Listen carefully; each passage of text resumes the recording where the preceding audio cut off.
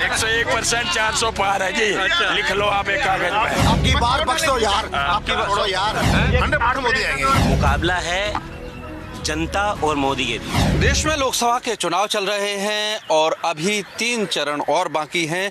दिल्ली में भी 25 मई को मतदान होना है। हम दिल्ली के करोल बाग में आए हैं, ये अजमल खां पार्क है और तमाम लोग सुबह से मॉर्निंग वॉक करने के लिए आए हैं। इन सब से जानते हैं कि आखिर इन सब के मन में क्या चल रहा है चुनाव को लेकर। भाई साहब मुझे बताइए क्या है इस बार मोदी। क्यों और कौन है?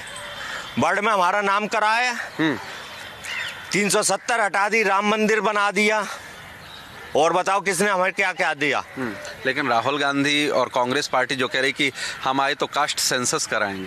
नहीं, मुझे कास्ट से क्या लेना, मुझे कौन सा रिजर्वेशन मिल जाना है जो मैं कास्ट पे जाऊं। तो क्या लग रहा है कांग्रेस पुराने दौर में फिर से ले जाना चाह रही है? हाँ बिल्कुल, हमें नए दौर पे जाना है। रिजर्वेशन खत्म हो जाना चाहिए। लेकिन 10 साल से मोदी शासन में हैं तो एंटी इनकम्बेंसी भी तो होता है। नहीं, काम भी तो करा उसने। हाईवे देखो क्या जबरदस्त हाईवे, रेलवे देखो कितना वो वंदे भारत चल रही है, और क्या चाहिए। बिल्कुल।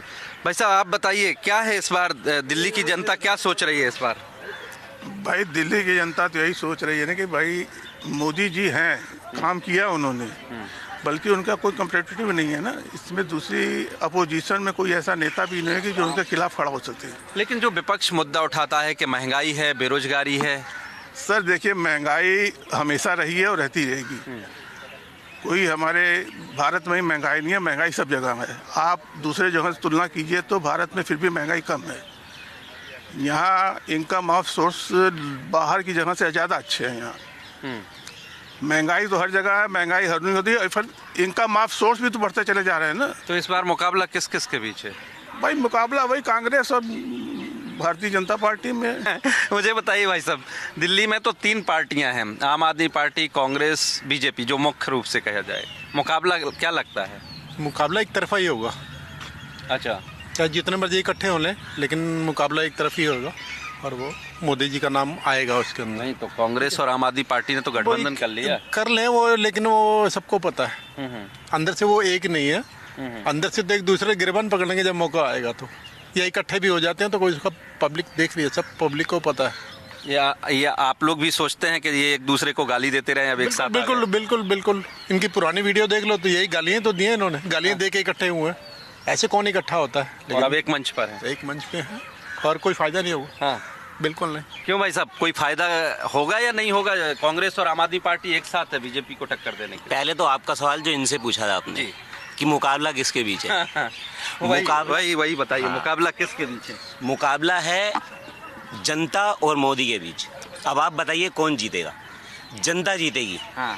जो तंग है। हाँ। महंगाई क्यों नहीं है? 2014 में मैं प्रिंटिंग का काम करता हूँ। 2014 के अंदर जो प्रिंटर था 5600 रुपये का था। जीएसटी लगने के बाद 11500 का। महंगाई है कि क्या है ये? मुझे पता ना पार्ट्स कितने महंगे हैं, मेरा काम कितना नीचे है। कल मैंने 200 रुपये का काम किया है, जो कि काम 500-600 रुपये का ज़्यादा था। तो ये क्या बेरोजगारी है या हम टाइम पास कर रहे हैं? कुछ तो है ना। तो आप कह रहे हैं बेरोजगारी और महंगाई बड़ा मुद्दा है? बिल्कुल है। और किस बात का विकास है? आप चलिए, मैं जाता हूँ करनाल, जिस रोड को 2014 के अंदर 35 रुपये का टोल लगता था, आज 400 रुपये का टोल लग रहा है। तो बना क्या?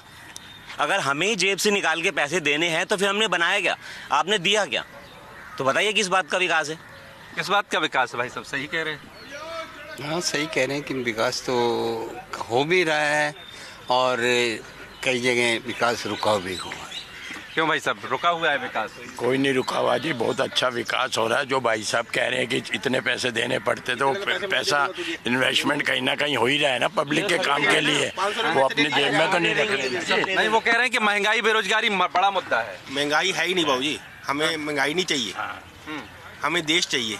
देश इसलिए मिलेगा यदि आप मैं तो कहता हूँ मेरे से और पैसे ले लो, सारा ये हथियार ले आओ हिंदुस्तान में, और टैक्स लगाओ भाई, सारा पैसा ही हथियारों पे खर्च करो ताकि मजबूत हो आदमी। नहीं, लेकिन भाई साहब जो कह रहे हैं कि किस तरह से टोल बढ़ा है, बेरोजगारी बढ़ी है। कैसे टोल बढ़ा है? सड़कें कितनी बढ़िया बना दी। आज किसी गाड़ी को आपने देखा रास्ते में रुकती हुई गाड़ी को? टेक्नोलॉजी आ रही है, पढ़ाई में आप इनके हाथ में 10,000 15,000 का मोबाइल अभी भी होगा। नहीं है मेरे पास तो 1,000 रुपए का मोबाइल है सिर्फ। बाबूजी मैं दिखा दूंगा, घर चल लो मेरे। अरे यार झूठ क्या बोलना, मतलब यहाँ पे बैठ के अब झूठ बोलेंगे, हमें झूठ से क्या मिल रहा है यहाँ पे? वो कह रहा है कि टोल इसलिए ले रहा है कि सड़कें बना दिया। वो तो पहले भी थी, 2000 मैंने आपको 2014 से पहले का बताया कि 2014 से पहले सड़कें थी। जीटी रोड तो 2014 पहले से है, क्यों नहीं है पहले? वो तो कह रहे हैं सब पहले से भी था। इंफ्रास्ट्रक्चर बहुत बड़ा है, आपको भी पता है। अब शराब बेची है, बात सुनो, शराब बेची है, सबको पता है शराब बेची है। दिल्ली के हर बंदे को पता है शराब बेची है इन्होंने, और खूब बेची है। और एक फ्री, पेटी लेके एक के साथ एक फ्री थी। क्या? शराब की पेटी। अच्छा। एक के साथ एक फ्री। देखो जी, केजरीवाल नंबर 1 करप्ट है, ये कहीं नहीं आ सकता। और झूठा नंबर 1 सबसे बड़ी चीज है, झूठा बहुत तगड़ा। ई रिक्शा वाला से किसी से पूछ लो, वो कहता है भाऊजी मैं 1500 रुपए की दिहाड़ी डेली छोड़ता नहीं हूँ। ई रिक्शा वाला, आप किसी भी ई रिक्शा से बैठे हो, आप ई रिक्शा पे जाओ, 20 रुपए दो और 30,000 रुपए 35,000 रुपए, कहता मैं डेली 1500 रुपए 2,000 रुपए डेली छोड़ता नहीं हूँ। और ये कह रहे मैं 200 कमाई की आज की तारीख में। ई रिक्शा भी चला लेना ये बंदा तो 30-40,000 रुपए। क्या सभी रिक्शा चलाएंगे? क्या सभी रिक्शा चलाएंगे? अरे सबको रिक्शे पकड़ाओगे, ऐसे पकौड़े सब चलेंगे तो रिक्शा भी सभी चलाएंगे। टेम्परेरी आपके काम में फर्क पड़ा होगा जी। आप आगे आगे जैसे देखोगे ना जी, 100% आपको दिखाएंगे। ऐसी बात है नहीं, जो आदमी काम ही नहीं करना चाहेगा वो क्या कर सकता है जिंदगी के अंदर? 10 बजे तक रात को 8 बजे उठता हूँ, आपके बारे में नहीं कहा जा रहा, परसेंटेज ज्यादा ही है, आदमी काम ही नहीं करता और महंगाई को रोए जाता है। सब काम करना चाहते हैं, भूखा कोई नहीं मरना चाहता, सब काम करना, सब मेहनत करना चाहते हैं। तो फिर बिल्कुल, और लोगों से जानते हैं। क्यों भाई साहब, क्या लग रहा है? ये कह रहे हैं कि बड़ा मुद्दा है बेरोजगारी। तीन चीजें शिक्षा, स्वास्थ्य, न्याय, चौथा आरक्षण मुक्त। 4 चीजें चाहिए भाई साहब जी। शिक्षा, बैठिए भाई। शिक्षा 0, स्वास्थ्य में आप सरकारी स्कूल में चले जाओ। अभी जोशी में चलो मेरे साथ, लाइन देखो जरा। सुबह जाओगे 8 बजे, रात को शाम को 6 बजे घर आओगे। इसके लिए कौन जिम्मेदार? इसके लिए तो सरकारी जिम्मेवार है, हम तो टैक्स दे रहे हैं ना। हम टैक्स इसलिए दे रहे हैं कि हमें दिल्ली सरकार या केंद्र सरकार? दिल्ली सरकार सर, दिल्ली सरकार कुछ नहीं करा हॉस्पिटलों का, दिल्ली में कुछ नहीं करा। दिल्ली में तुम सेंटर में बैठो, तुम भी करो ना, तुम भी करो। मैं थोड़ी दिल्ली को उसको बाप भी करेगा, बेटा भी तो करेगा। बेटा भी तो क्या लग रहा है इस बार मुकाबला किस के बीच? मुकाबला तो खैर आएंगे तो मोदी जी, मगर 3 चीजें हम बता दो। मतलब आप सारी कमियां निकाल रहे हो, फिर कह रहे हैं आएंगे तो वही आएंगे और हम वोट भी उनको देंगे जी। और है नहीं ना। और उसके बाद आरक्षण मुक्त भारत चाहिए। देश को श्रीलंका और पाकिस्तान तो बनाना नहीं जी, देश को श्रीलंका और पाकिस्तान बनाना नहीं, इसलिए मोदी जी को लाना है बस, बाकी बात खत्म। मतलब आप कह रहे हैं कोई विपक्ष में कोई विकल्प नहीं है? कोई नहीं है जी, बिल्कुल नहीं है, बिल्कुल विकल्प नहीं है। विकल्प तो है ही नहीं और विकल्प छोड़ा भी नहीं इन्होंने। तो राहुल गांधी प्रधानमंत्री बनने लायक नहीं है क्या? बिल्कुल जी, 0% है जी। क्या बात कर रहे हैं जी आप, क्या बात कर रहे हैं जी आप? सोच भी नहीं सकते जी, सपना भी नहीं आना चाहिए ऐसा। तो ये भयानक सपना होगा अगर सपना भी आया तो। क्यों? हाँ बिल्कुल, बहुत भयानक सपना होगा। बड़े खानदान से जी, खानदान बंदर के हाथ में उस तरह देने वाली बात है जी, बिल्कुल नहीं जी, नहीं बिल्कुल। लेकिन कांग्रेस पार्टी तो पिच कर रही है उनको। अगर कोई दूसरा प्रधानमंत्री बनने लायक है तो उड़ीसा का भाई साहब, आप थोड़ा बाहर चले जाओ। ओनली फॉर नवीन पटनायक है, उसके अलावा इंडिया में दूसरा कोई नेता नहीं है। कौन? नवीन पटनायक? हाँ, नंबर 1 आदमी है। आज तक मोदी ने उनकी कोई टांग नहीं खींची, पता है, वो नंबर 1 आदमी है। काम करते हैं जी। वो प्रचार नहीं करते सर, प्रचार नहीं करते, वो काम करते हैं भाई साहब। नहीं, मुझे बताइए क्या नहीं, क्या हो रहा है इस बार? किसका मुकाबला है, किस के बीच? इस बार मुकाबला जो है मोदी जी और जनता के बीच में है। अच्छा, बस बाकी तो वो बताएंगे। क्या किस को लेकर मुकाबला है मोदी और जनता के बीच? वो बाकी वो बताएंगे। नहीं, वो तो बता रहे हैं आप बताइए क्या लग रहा है भाई साहब, किसके बीच में? आएंगे तो मोदी जी ही आएंगे। क्यों? इसके अलावा कोई नहीं है, क्योंकि उसने काम बहुत करा, विकास बहुत करा है। और क्या आएंगे तो मोदी जी। बहुत सारे लोग हैं। भाई साहब आप बताइए क्या हो रहा है इस बार? दिल्ली की जनता क्या सोच रही है? दिल्ली की जनता क्या सोच रही है? मोदी जी को लाना है। क्यों? महान आदमी है, अच्छे आदमी है, सच्चाई है। हाँ, इसीलिए। क्यों भाई साहब? 18 घंटे काम करते हैं। कोई आज तक ऐसा नेता आया जो हिंदुस्तान में जो 18 घंटे काम करे? और कोई अगले के पास पैसा नहीं है, गुजरात के अंदर चीफ मिनिस्टर रहे 15 साल और यूँ सारा पैसा वहीं छोड़ दिया, दान पुण्य कर दिया। इतना धर्मात्मा कौन होगा? हाँ, इतना धर्मात्मा तो कोई हुआ ही नहीं आज तक। पार होंगे आप जो मर्जी हाँ, करो। हाँ। नहीं, लेकिन ये सारी जो विपक्षी पार्टियां एकजुट हो गई हैं, कुछ उससे फर्क पड़ता है। आपने देखा होगा कल भी ये दिखा रहे थे, आप वाली पार्टी और कांग्रेस के जो परसेंटेज है दोनों मिला दो फिर भी उसकी ज्यादा बैठती थी 14 और 19 में, और अब तो 24 में तो उससे बहुत ज्यादा बैठेगी। क्यों भाई साहब? नहीं, मिर्ची लगने दीजिए, बताइए ना क्या बोलना चाह रहे हैं। मैं बोल रहा हूँ, क्या बोलूँ मैं, ये जो कुछ हो रहा है ऐसा चुनाव मैंने कभी आज तक देखा नहीं। अच्छा, ये जो चुनाव हो रहे हैं एक तरफा चुनाव है सारे। क्यों, कैसे? क्योंकि मैंने देखा 14 तारीख को मोदी जी ने अपना नामांकन पत्र भरा है, 500 बंदा वहाँ उसके ऑफिस में बाहर बैठा है, नामांकन पत्र नहीं भरा गया, ठीक है। उसके बाद एक सुरेश सांगली या सांगली हैं, वो 3 रात और 3 दिन से वहाँ बैठे हुए हैं, नामांकन पत्र नहीं भरा गया, क्योंकि इनका ये बता था कि मोदी जी निष्पक्ष जीतेंगे। जब किसी को खड़े ही नहीं होने देंगे तो निष्पक्ष तो जीत गए, पहले ही जीत गए, समझे ना।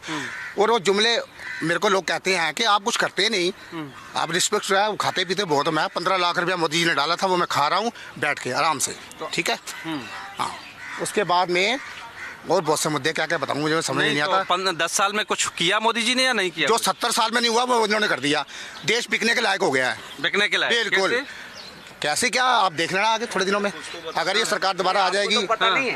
नहीं, आपको पता नहीं, आपको पता है, आपको सब पता है। नहीं, आप बताइए। नहीं, आपको पता ये नहीं, कह रहे देश बिकने के लायक सारा हो गया। बिल्कुल बिके। मेरे को तो एक ही चीज चाहिए, ये जो राम लाला आया है, इतना दिन 70 साल से कहाँ था वो? कांग्रेस था ना, पहले राम नहीं थे क्या? कहाँ गया था वो? राम मंदिर नहीं था। क्यों नहीं किया? मेरे को ये जवाब दो, क्यों नहीं किया? मेरे को ये बताओ। वो कह रहे 70 साल में राम मंदिर का मुद्दा लटका हुआ था, वो निपटाया। तो पहले भी था, अब भी मंदिर ही है, लोग मंदिर में वैसे पहले जाते थे, अब भी वैसे ही जाते हैं, जाएंगे। 370 करके अच्छा, बैठा है, ये मुझे बताओ, झगड़ा क्या आग लगा रहा है? कश्मीर में 370 धारा हटाई, ये इलेक्शन क्यों नहीं लड़ रहे वहाँ पे? क्यों नहीं लड़ रहा था? क्यों नहीं उस टाइम कहाँ गया था वो? मेरे को ये जवाब दो, वो कहाँ गया? क्यों नहीं खड़ा किया? वही कांग्रेस कहाँ था वो? 70 साल से तो वो उसी के हाथ में था, वो क्या कर रहा था? 370 का हमें क्या फायदा हुआ ये बताओ? देश में आतंकवाद तो कम हुआ है, उनके कहने का। कहाँ हुआ है? कश्मीर में हुआ, आतंकवादी खुद बन गए। एक दिन भी नहीं हुआ, एक दिन भी नहीं हुआ। पुलवामा पहले पत्थरबाजी होती है। मुझे बताओ, पुलवामा में RDX कहाँ से आया था? हम क्यों देना चाहते हैं कि पहले क्या हुआ था? एक बार ये कहानी बताना चाहता हूँ। महाराजा रंजीत सिंह जी ने आज से पहले जब नॉर्थ पे जब हमारा अटैक होता था ना, तो सब राजा ना उस डिफेंसिव पे होते थे। तो महाराजा रंजीत सिंह जी थे जो कहते नहीं यहाँ नहीं, हम वहाँ जाके लड़ेंगे। उन्होंने जाके वहाँ झंडा गाड़ा अफगानिस्तान में। उसके बाद हमारे अटैक खत्म हो गए। वो थे ऑफेंसिव पे। आज का राजा जो है मोदी जी, हम उनको क्यों चाहते हैं? क्योंकि वो ऑफेंसिव खेलते हैं, डिफेंसिव नहीं खेलते। और पहली चीज महाराजा रंजीत सिंह जी ने क्या पूछी? उन्होंने कहा मेरे जो सोमनाथ के दरवाजे हैं वो लेकर आओ, जो 800 साल पहले तुम लूट के लेके गए थे। वो महाराजा रंजीत सिंह थे। ये जो आज का यूथ है ना, जो अभी जो मोदी जी ने किया है, वो ऐसा काम किया है कि आज का जो यूथ है अपने आप को सेंस ऑफ प्राइड आ गई है। केदारनाथ का गोल्ड कहाँ गया? ये मुझे जवाब दो। केदारनाथ का गोल्ड कहाँ गया? वो? सर आप इन चीजों में जाते रहोगे। ये चीजें जो है ना, ये सारी चीजें जो है, जो हमारे सेंस ऑफ जो स्ट्रेंथ है वो खत्म करते जाओ। गुरुद्वारा भी देख के बोल दो ना, गुरुद्वारा देख के गुरुद्वारा देख कर बोल दो ना कुछ, फिर भी अच्छी बात है। गुरुद्वारे से ही पता लग जाएगा आपको क्या हुआ हिंदुस्तान में। शीशगंज गुरुद्वारा कैसे बना, क्या हुआ? संस्कार तक नहीं करने दिया गया, दीवारों में चुनवा दिया गया। हाँ, संस्कार तक नहीं करने दिया। ये हिस्ट्री दोबारा लाना चाहते हैं यही, और आएगी। यदि ये जैसे जयचंद भी होते थे ना, जयचंद भी हिंदुस्तान में अभी भी जयचंद है। क्यों भाई साहब? जयचंद को तो मैं जानता नहीं कौन है जयचंद, तो लेकिन हमारे गुरु ने शहीदी दी। हमारे गुरु तेग बहादुर ने। मुझे ये बताइए 10 साल में कुछ हुआ या नहीं? होना क्या? अपने अपने घर भरे उन्होंने, अपने घर भरे हैं। बिल्कुल। कुछ जनता के लिए कुछ नहीं किया। क्यों भाई साहब आप बताइए, जनता के लिए कह रहे कुछ नहीं किया? भारत के इतिहास में अभी तक ऐसे प्रधानमंत्री नहीं मिले थे और नहीं मिलेंगे। इन्होंने 56 इंच के सीना लेकर जिन्होंने काम किया, एक पर एक काम किया, चाहे वो नोटबंदी हो, चाहे धारा 370 हो, चाहे राम मंदिर हो, चाहे गरीब कल्याण हो, चाहे भारत के हर व्यक्ति तक सम्मान पहुंचाना, गरीबी दूर करना, ये माननीय मोदी मोदी जी का काम है। 70 साल का सरकार और 10 साल की सरकार, कोई आदमी नजर उठा के देख ले कितनी फर्क है। हम सब बड़े आदमी बैठे हुए हैं, हम तो छोटे हैं। इनके दिल में है कि मोदी जी ने कितना काम किया, वो आज तक किसी ने काम नहीं किया। ये है मोदी की पहचान, ये है कमल की पहचान। आगे कोई कर भी नहीं सकता इतना काम। मंगलसूत्र पे महंगाई कुछ नहीं है, जो मर्जी कह लो, 400 पार होंगे अब के भी। अब की बार बख्श दो यार, आपकी बख्श दो यार, क्यों करते हो बेकार? उन्होंने तो आपकी बार अब नहीं आएंगे, मतलब आप कह रहे हैं आए जा रहा है, आ भी सकते हैं, आ सकते हैं पीछे के दरवाजे से। पीछे के दरवाजे, ये कह रहा है कि पीछे के दरवाजे से आएंगे। क्यों भाई साहब? पीछे के दरवाजे से वो मनमोहन सिंह थे कांग्रेस के राज में, ये तो अगला सीना ठोक के आ रहा है, 370 हटा के आ रहा है। सिंह जी को बिठा दिया था जो बेचारों को बोलने नहीं देते थे।